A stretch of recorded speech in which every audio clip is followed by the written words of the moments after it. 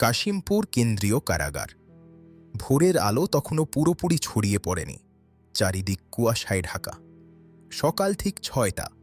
কারারক্ষীরা এগিয়ে চলেছেন মৃত্যুদণ্ডপ্রাপ্ত আসামি গালিব রহমানের সেলের দিকে। ৫ বছর ধরে গালিব একই কথা বলে আসছেন, আমি নির্দোষ, আমাকে ফাঁসানো হয়েছে। কিন্তু কেউ শুনেনি।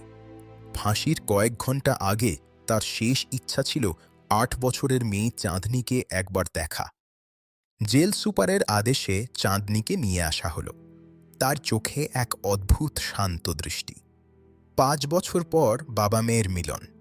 গালিব তাকে বুকে জড়িয়ে ধরলেন, কিন্তু চাঁদনি কাঁদল না।